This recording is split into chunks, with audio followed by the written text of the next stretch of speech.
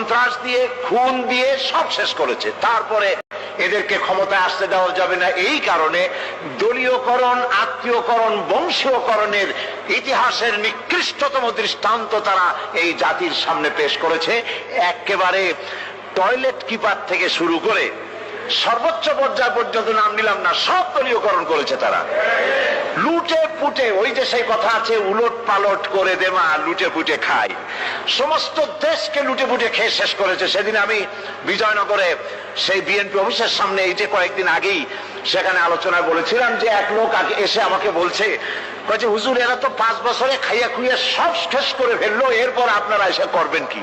বললাম দেখেন, রমজান মাসে যখন, জুলাই মাস বা জুন মাসে যখন রোজা হয়, 12 ঘন্টা রোজা রাখার পর ইফতারের সময় কেমন খাইতে ইচ্ছা করে? কয় যে হুজুর সামনে যে শরবত থাকে, চানাচুর থাকে, পেঁয়াজি, বেগুনি, তারপরে তরমুজ, যা কিছু থাকে, শুধু ফলমূল আর শরবত না, শরবত থাকে যে গ্লাসে, যে জগে, ওগুলো শুদ্ধা খাইতে ইচ্ছা করে। বললাম 12 ঘন্টা রোজা রেখে যদি গ্লাস ঘটি বাটি শুদ্ধা খাইতে ইচ্ছা করে, ওরা তো 21 বছর রোজা রাখছে, সমস্ত বাংলাদেশ চেটে পুটে খেয়ে সব শেষ করে দিয়েছে। জাতির ভাগ্য ভালো, এরা এই সাবেক প্রধানমন্ত্রী শেখ হাসিনা ভাগাভাগি করে 2 বোনে যে বলে না, এই যে আমাদের এক বোনকে বঙ্গভবন দেওয়া লাগবে আর এক বোনকে গণভবন দেওয়া লাগবে, জাতির কপাল কত ভালো। এরা যদি আবার ক্ষমতায় যেতে পারে, গোটা বাংলাদেশের মানচিত্র কুড়ে কুড়ে খেয়ে ফেলে দেবে।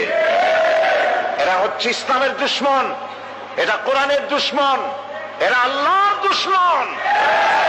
শেখ মুজিবের চাইতেও নিকৃষ্ট হচ্ছে তার মেয়ে। এক কাফন চোরার গল্প সেদিন আমি বলছিলাম জনসভার ভিতরে। কাফন চোর, এই কাফন চোরা মরে যাওয়ার সময় তার ছেলেদের বলল, আমাকে তো কেউ ভালো বলে না, এমন কাজ করবি যাতে আমার থেকে তোদেরকে ভালো বলে। কাফন চোর মরে গেল। এরপরে কাফন চোরা ছেলেরা চুরি করতেছে, কেউ আর বাপের ভালো কয় না, ও ছেলেরা বাপও চুরি করতে, এরাও চুরি করে। ছেলেরা মিটিং করলো যে বাপের তো কেউ ভালো কয় না, তো কি করা যায়? শেষ পর্যন্ত তারা এক কাজ করলো নতুন করে, শুধু কাপড়ই তারা চুরি করে না, কাপড়টা চুরি করে লাশটার গলায় দড়ি বাঁধিয়ে গাছে ঝুলাইতে আরম্ভ করলো।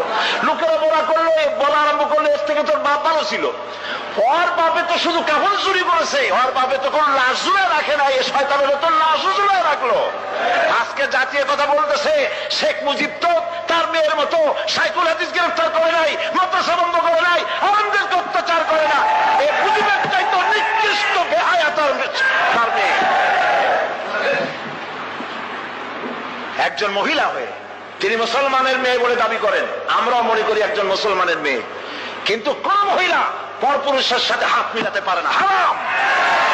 তিনি যত পুরুষ